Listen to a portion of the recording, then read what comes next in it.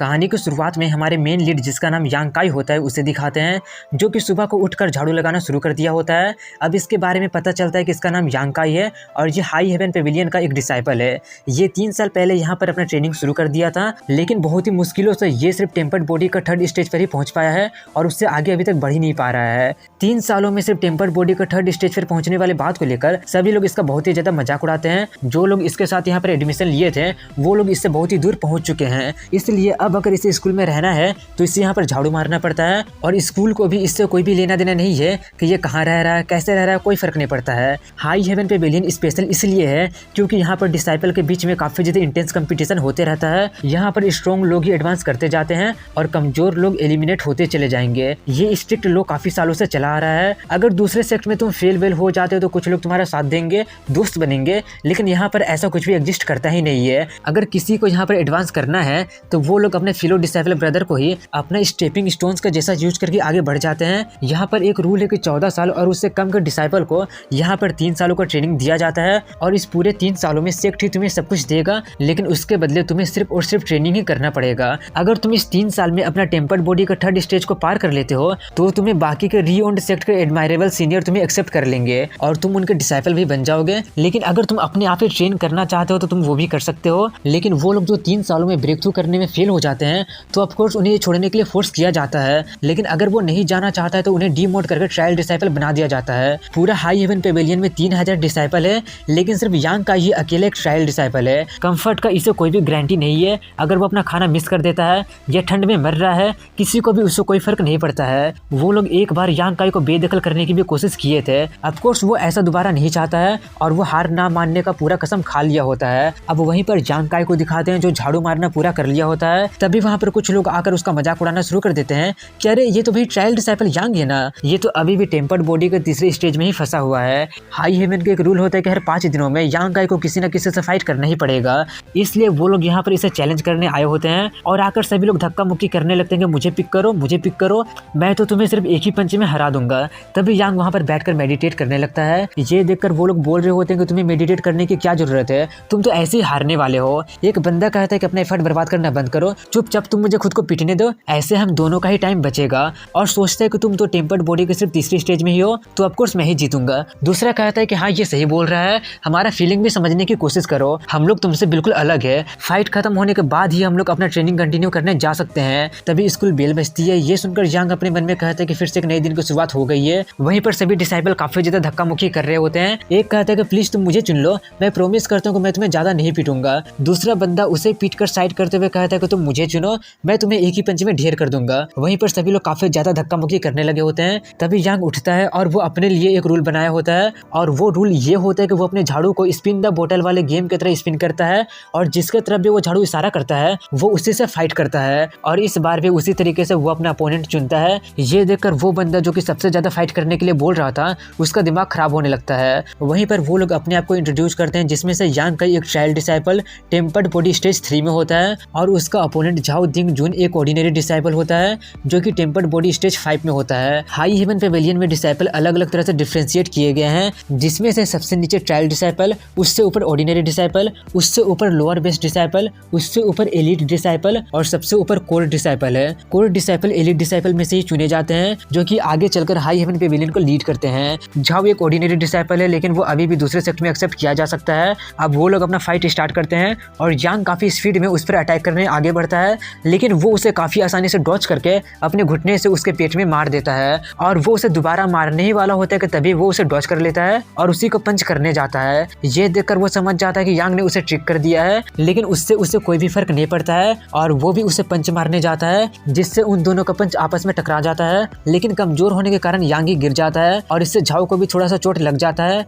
यांग का पंच उससे काफी ज्यादा फाइट होता है, लेकिन कमजोर होने के कारण वो उसे आसानी से डैमेज कर देता है। अगर यांग काई उससे एक लेवल भी हाई रहता तो अभी झाओ जमीन पर होता। झाओ उसे नीचे गिरा देखकर कहता है कि अब तुम मुझे जीतने दो, लेकिन ये सुनकर सभी लोग हंसते हुए कहने लगे होते हैं कि क्या उसे सच में लगता है कि वो जीत गया। इसका मतलब इसने अभी तक यांग काई के रेपुटेशन के बारे में नहीं सुना है। ये सुनकर झाओ को कुछ भी समझ में नहीं आ रहा होता है कि आखिर ये लोग बोल क्या रहे हैं। मैंने उसे पंच मारकर गिरा दिया है और रूल के हिसाब से उसे सरेंडर कर देना चाहिए क्योंकि अब वो मुझसे और फाइट नहीं कर सकता है। वहीं पर यांग काई दोबारा से उठ जाता है और वो दोबारा से फाइट करने के लिए कहता है, लेकिन वो फिर से उसे पटक देता है। लेकिन वो बार बार बार उठकर खड़ा होते ही रहता है और यांग जब तक बेहोश नहीं हो जाता है तब तक वो फाइट करना बंद नहीं करता है। अब ये देखकर झाओ का दिमाग काफ़ी ज़्यादा खराब होने लगा होता है कि आखिर किस मैनियक ने मुझे चैलेंज कर दिया है। यांग काफ़ी ज़्यादा मार खाने के बाद भी दोबारा उठकर फाइट करने के लिए कहता है।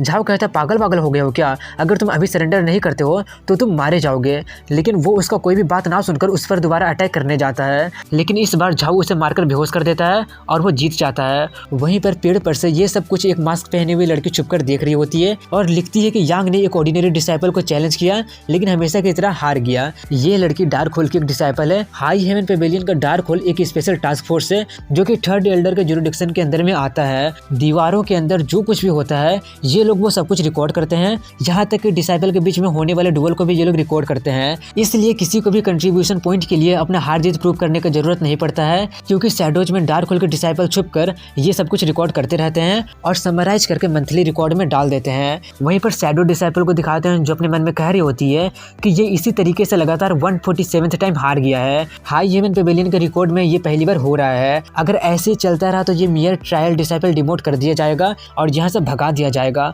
आखिर ये अभी तक यहाँ पर कर क्या रहा है, कहीं ये कोई बहुत ही बड़ा बेवकूफ़ तो नहीं है ना। वहीं पर यांग को दिखाते हैं जिसे वो लोग बेहोश करके सब लोग उसे वहीं पर छोड़कर चले गए होते हैं, लेकिन जब वो होश में आता है तो वो खुद को एक पेड़ के नीचे पाता है। ये देखकर उसे कुछ भी समझ में नहीं आ रहा होता है कि वो पेड़ के नीचे कैसे आ गया, इतने सालों में तो ऐसा कभी भी नहीं हुआ था। तभी उसे वहाँ पर उससे उसके घसीटाने का निशान दिखाई दे जाता है। ये देखकर वो चिल्लाने लगता है, तो क्या इसका मतलब मैं यहाँ पर अपने जख्मों के साथ घसीट कर लाया गया हूँ, वो मुझे यहाँ पर ऐसे ही छोड़कर चला तो गया, लेकिन अब मैं यहाँ पर और भी ज़्यादा पेन में हूँ। तभी उसे वहाँ पर एक मेडिसिन दिखता है जिसकी कीमत 10 कंट्रीब्यूशन पॉइंट होता है, जो कि वो पूरा 1 महीने तक झाड़ू लगाकर भी अफोर्ड नहीं कर सकता है। तभी उसमें से उसे एक बहुत ही मनमोहक खुशबू आती है। ये देखकर वो समझ जाता है कि किसने उसका हेल्प किया है और किसने उसे ये मेडिसिन भी दिया है, और वो कहता है कि मैं फ्यूचर में इसे रीपे जरूर करूंगा। ये सोचकर वो अपने झोपड़ी में चला जाता है और जाकर उस मेडिसिन को अपने बॉडी में लगाने लगता है, और वो काफ़ी ज़्यादा केयरफुल होता है क्योंकि इसके लिए वो मेडिसिन काफ़ी ज़्यादा प्रेशियस होता है। इसके बाद वो मेडिसिन लगाकर सो जाता है और वो जिस पत्थर को अपने तकिया का जैसा यूज कर रहा था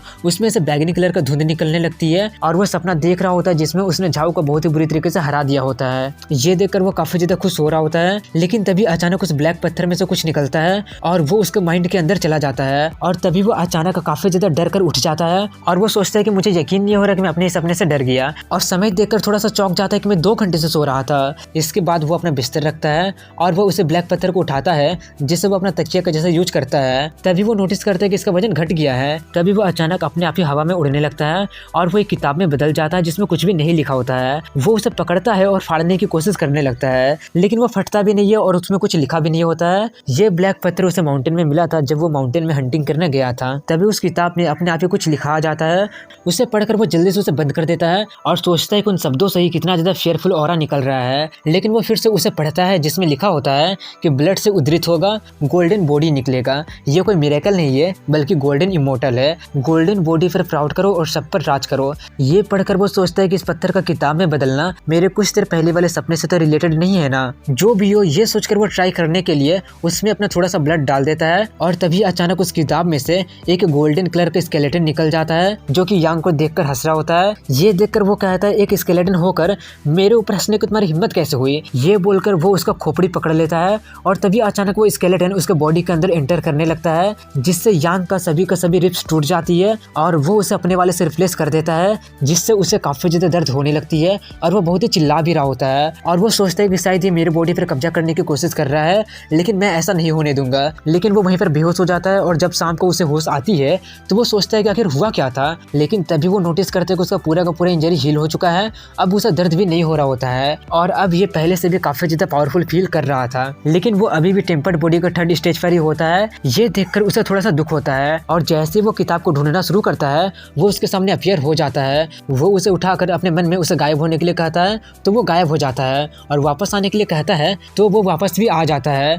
ये देखकर वो समझ जाता है कि ये किताब सोल स्टोन से बना है। 100 और मिलियंस ऑफ सोल को यूज करके इस तरह के स्टोन को बनाया जाता है और ये एक बहुत ही बड़ा ट्रेजर है और इसका यूज करके कोई भी बहुत ही ज्यादा ताकतवर बन सकता है। और अगर लोगों को पता चल जाता है कि यांग के पास ऐसा कुछ है तो इसे मार दिया जाएगा और ये ट्रेजर भी छीन लिया जाएगा। लेकिन यांग अभी इतना कमजोर है कि वो इसे प्रोटेक्ट नहीं कर सकता है, इसलिए वो इसे प्रोटेक्ट करने के लिए और ज्यादा स्ट्रॉन्ग बनने के लिए कहता है और सोचता है जबकि मेरे पास अब ये ट्रेजर है तो क्यों ना इसका अच्छा सा यूज किया जाए। फर्स्ट पेज में अगर गोल्डन बॉडी है तो इसमें तो कितने सारे पेजेस है। ये सोचकर वो उसे खोलता है तो उसमें से गोल्डन कलर का लाइट निकलता है जो उसके माइंड के अंदर चली जाती है। और इसके बाद वो टेम्पर्ड बॉडी के बारे में भी पढ़ता है जिसमें उसे किक के बारे में पता चलता है जो कि देखने में काफ़ी ज़्यादा ईजी होता है, लेकिन उसे प्रैक्टिस करने के लिए काफ़ी ज़्यादा स्ट्रिक्ट रूल है। उसे सिर्फ उगते सूरज को ही फेस करते हुए प्रैक्टिस किया जा सकता है। इसका मतलब पूरे दिन का सिर्फ वो 30 मिनट ही प्रैक्टिस कर सकता है और काफ़ी ज़्यादा लेट हो जाने के कारण वो सो जाता है और कल से प्रैक्टिस करने के बारे में सोचता है। और यहीं पर इस वीडियो की एंडिंग हो जाती है।